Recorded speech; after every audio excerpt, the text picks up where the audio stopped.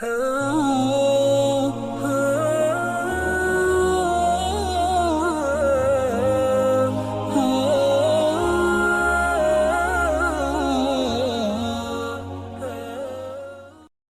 وسلم کا فرمان مبارک ہے کہ تمہارے درمیان سے جو لوگ رخصت ہو جائیں، جو لوگ انتقال کر جائیں، ان کے محاسن اور ان کی خوبیوں کا تذکرہ کیا کرو. یعنی ان کی جو اچھائیاں ہیں ان اچھائیوں کو یاد کیا جا سکتا ہے، ان کا تذکرہ کیا جا سکتا ہے. ان کی زندگی کے جو اچھے اور بہترین پہلو ہیں ان سے ہم کچھ سبق حاصل کر سکتے ہوں تو سبق حاصل کریں، اور ان کی زندگی سے اپنے مستقبل کے لیے کوئی لائحہ عمل طے کر سکتے ہوں تو وہ کریں. اس لیے جو لوگ دنیا سے رخصت ہو چکے ہیں ان کی اچھائیاں بیان کی جائیں. ایک دوسری بات یہ بھی سمجھ میں آتی ہے کہ ان لوگوں کی خامیاں اور برائیاں ذکر نہ کی جائیں. یہ ایک عام مفہوم ہے، ایک عام بات ہے جو اللہ کے نبی صلی اللہ علیہ وسلم نے تعلیم دی ہے کہ جو لوگ دنیا سے چلے جاتے ہیں ان کی برائیاں بیان نہ کی جائیں، ان کے برے پہلو، ان کی زندگی کی خامیاں اور خرابیاں ذکر نہ کی جائیں. تو اسی حدیث مبارک کے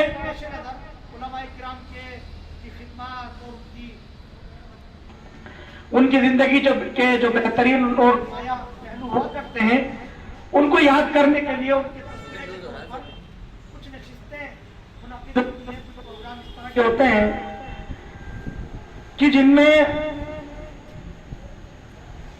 ان کی اچھائیوں اور ان کی خوبیوں کا تذکرہ سامنے آتا ہے. اس سے ہمیں بھی سبق ملتا ہے اور ہمارے لیے یہ بات طے ہوتی ہے کہ ہم مستقبل میں ان چیزوں سے کیا کچھ اپنے لیے اچھا اور بہترین کر سکتے ہیں. یہ تمہیدی گفتگو میں نے اس لیے کی کہ امام الہند حضرت مولانا ابوالکلام آزاد رحمۃ اللہ علیہ کا 22 فروری سن 1958 کو انتقال ہوا.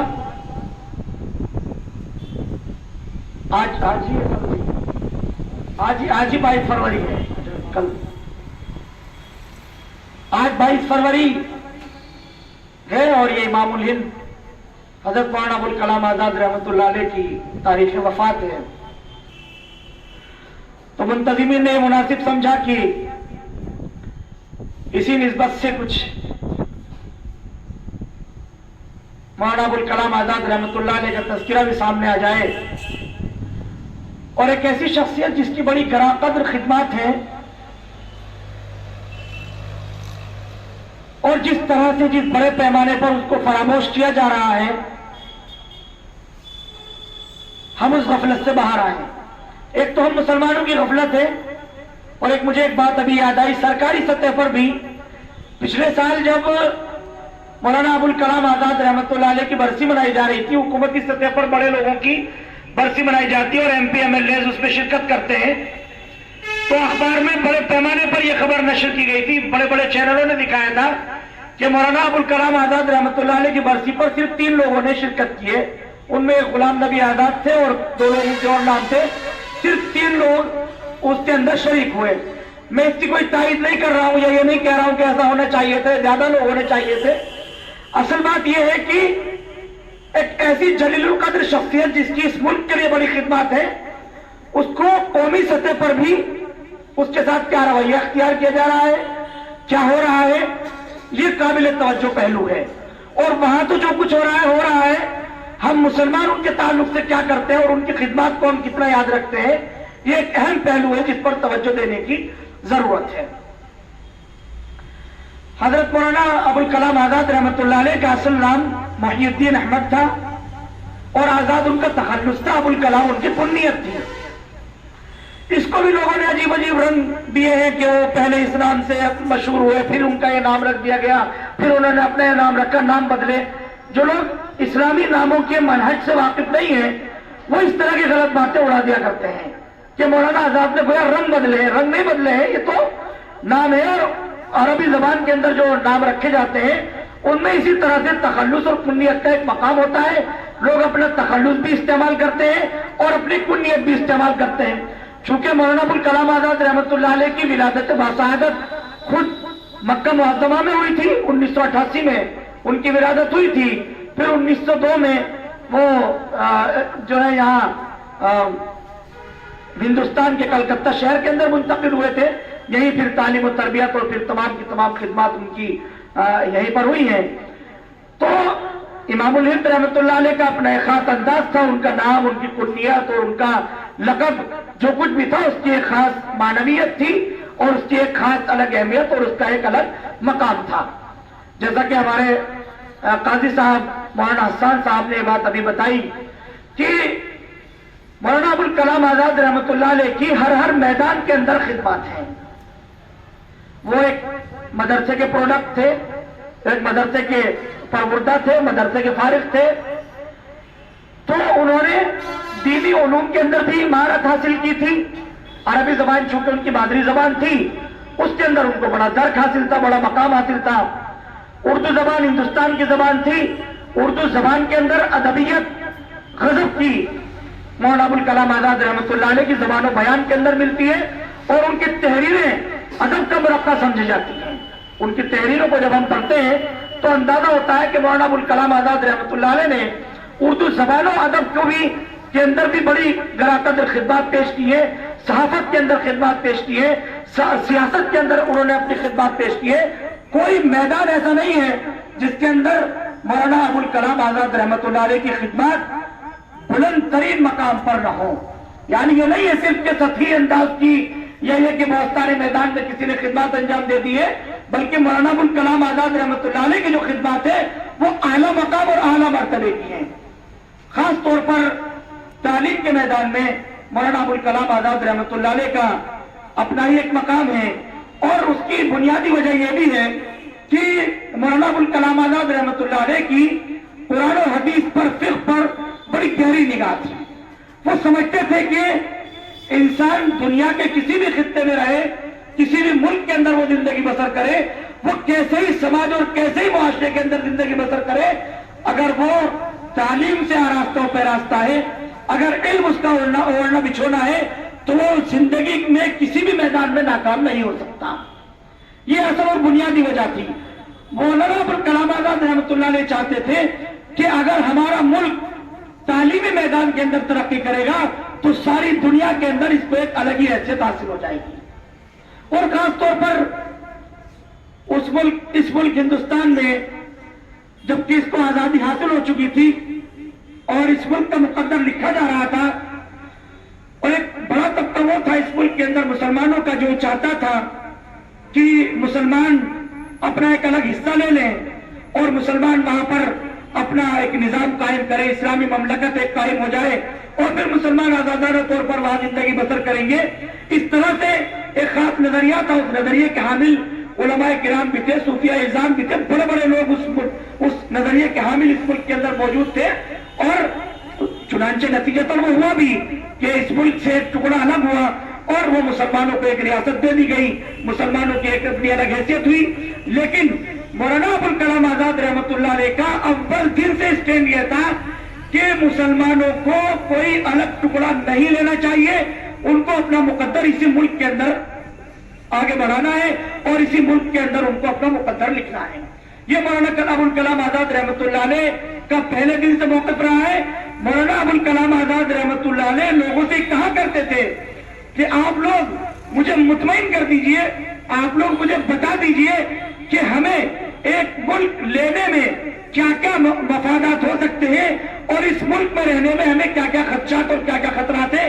اگر آپ مجھے مطمئن کر پاتے ہیں تو میں نہ صرف یہ کہ خود اس ملک کو چھوڑ کر دوسرا ملک لینے پر آمادہ ہو جاؤں گا، بلکہ میں لوگوں کو آمادہ کروں گا، تیار کروں گا کہ مسلمان ہندوستان چھوڑ کر کے اس ملک کے اندر چلے جائیں جو ملک ہمیں دیا جائے گا. لیکن میں پوری مضبوطی کے ساتھ، پورے اعتماد کے ساتھ یہ کہتا ہوں کہ ہمارا مستقبل اور ہمارا مقدر اسی ملک سے وابستہ ہے، اسی کی تاریخ سے وابستہ ہے. الگ حصہ اور خطہ لینے میں ہمارے لیے کوئی خیر اور کوئی بھلائی نہیں ہے. یہ مولانا ابوالکلام آزاد رحمۃ اللہ علیہ کا اپنا موقف تھا، اپنا اسٹینڈ تھا.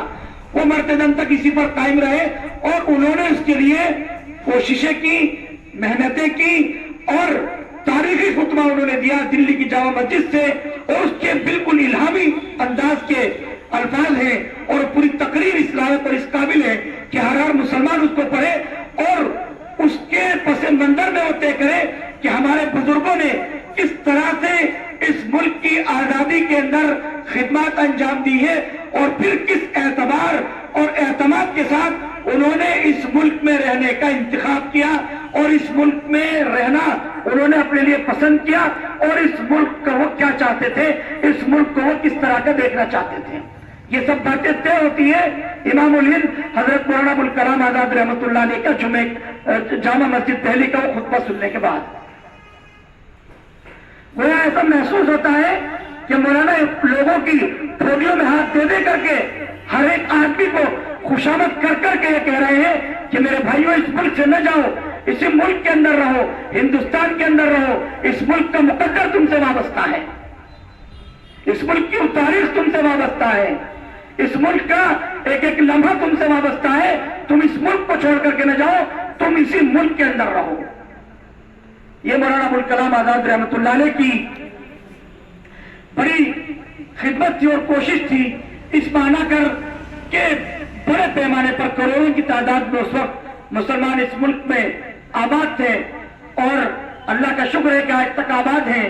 اور وہ جو مستقبل دیکھ رہے تھے اس ملک کا، اس میں انہیں اسی بات کے اندر خیال لگ رہی تھی کہ خاص نظریے کے تحت ایسے لوگوں کو آگے بڑھایا جو لوگ اس بات کے حامی تھے کہ ہندوستان اب ایک سیکولر ملک رہے گا، یہاں جو نظام قائم ہوگا وہ جمہوری نظام ہوگا. اور اسی کا نتیجہ ہے کہ ساری دنیا کی سب سے بڑی جمہوریت آج ہندوستان ہے. جمہوری آئین اور نظام قانون کے لیے مولانا ابوالکلام آزاد رحمۃ اللہ علیہ نے اپنی خدمات پیش کی اور اس کے لیے انہوں نے محنتیں بھی کی. تعلیمی میدان میں مولانا ابوالکلام آزاد رحمۃ اللہ علیہ کی ایسی خدمات ہیں جس کو تاریخ کبھی فراموش نہیں کر سکتی. ہمارے اس ملک ہندوستان کے اندر IIT اور IIM کا جو نظام ہے اور سسٹم ہے وہ مولانا ابوالکلام آزاد رحمۃ اللہ علیہ کی دین ہے. پورا سسٹم، پورا نظام اور خاکہ مولانا ابوالکلام آزاد رحمۃ اللہ علیہ نے IIT اور IIM کے لیے بنایا.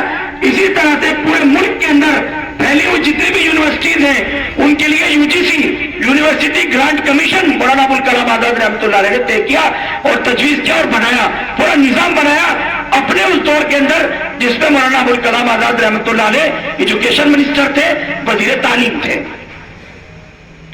لمبے عرصے تک، تقریباً 11 سال کے عرصے تک مولانا ابوالکلام آزاد اپنی تاریخ وفات تک 1958 تک وہ وزیر تعلیم رہے ہیں. 1947 سے 1958 تک وہ وزیر تعلیم رہے اور اس عرصے میں مولانا ابوالکلام آزاد رحمۃ اللہ علیہ نے اس ملک کے لیے جو تعلیمی پالیسی متعین کی وہ بڑی زبردست ہے.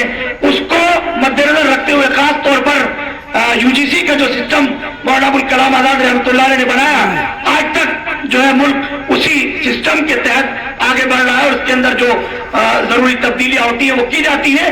ورنہ جو پورا سسٹم اور پورا نظام ہے وہ مولانا ابوالکلام آزاد رحمۃ اللہ علیہ کا دیا ہوا بنایا ہوا نظام ہے. مولانا ابوالکلام آزاد رحمۃ اللہ علیہ کی جو خدمات ہیں، حقیقت یہ ہے کہ ان کو دھیرے دھیرے فراموش کیا جا رہا ہے، ان کو بلایا جا رہا ہے، ان کی طرف سے غفلت برتی جا رہی ہے. خاص طور پر ہم ہندوستانی مسلمانوں کو اس پہلو پر بہت زیادہ توجہ کرنے کی ضرورت ہے کہ مولانا ابوالکلام آزاد رحمۃ اللہ علیہ نے جو خدمات پیش کی ہیں ان کو یاد کیا جائے، ان کو تازہ کیا جائے اور ان کو پورے ملک کے سامنے رکھا جائے تاکہ جو تاریخ کو بدلنے کی اور تاریخ کے اندر جو گھٹت بڑھت کرنے کی کوششیں ہو رہی ہیں، سازشیں رچی جا رہی ہے، وہ بھی ناکام ہو سکے. ورنہ ایک وقت آئے گا کہ ہمارے اکابرین کی جو قربانیاں ہیں اس ملک کی آزادی کے لیے اور اس ملک کی آزادی کے بعد اس ملک میں رہتے ہوئے جو قربانیاں بڑے پیمانے پر انہوں نے پیش کی ہے، اس ملک کے مقدر کو جو انہوں نے چمکایا ہے، یقیناً وہ ساری کی ساری چیزیں دھیرے دھیرے ختم کر دی جائیں گی اور تاریخ کے اوراق سے ان کو مٹانے کی کوششیں ہو رہی ہیں اور کبھی نہ کبھی لوگ کامیاب ہو جائیں گے. اس لیے کہ ہماری طرف سے بھی، ہم مسلمانوں کی طرف سے بھی بڑی غفلت اس پہلو کی طرف سے پائی جا رہی ہے. ہمیں اپنی غفلت دور کرنے کی ضرورت ہے اور کوئی بھی موقع ہمارے سامنے ہو تو اس میں ان اکابرین کی خدمات کو ہم یاد کریں، ان اکابرین کی خدمات پر ہم چرچا کریں، ان اکابرین اپنے بڑوں اور اپنے بزرگوں کی خدمات کو ہم یاد کریں, تازہ کریں اور ان کا چرچا کریں اس طور پر کہ سب تک وہ پیغام پہنچے جو پیغام انہوں نے ہندی مسلمانوں کو دیا ہے یا پوری ہندی قوم اور پوری ملت کو دیا ہے اور ہندوستان کے ہر باشندے اور ہر ناگرک کو دیا ہے. ان کو عام کرنے کی ضرورت ہے. تو اس کا سب سے پہلا موقع اور سب سے پہلا مرحلہ یہ ہے کہ ہم خود ان کو یاد کریں, ان کی یادوں کو تازہ کریں اور پھر ان کو آگے بڑھائیں تاکہ ہم دوسرے لوگوں تک ان کو پہنچا سکیں. یہ کچھ منتشر سی باتیں اس وقت میرے ذہن میں تھی جو میں نے آپ حضرات کے سامنے عرض کی ہیں. اللہ سبحانہ و تعالی ہمارے اکابرین اور ہمارے بزرگوں کی خدمات کا اپنی شان نشان اجر اور بدلہ عطا فرمائے. مولانا آزاد رحمۃ اللہ علیہ کی یاد میں یہ مجلس منعقد ہوئی ہے. اللہ سبحانہ و تعالی ان کو فریق رحمت فرمائے اور ان کی بال بال مغفرت فرمائے. آمین. وآخر دعوانا الحمدللہ رب العالمین. Thank you for watching Mufti Ashik Phulati.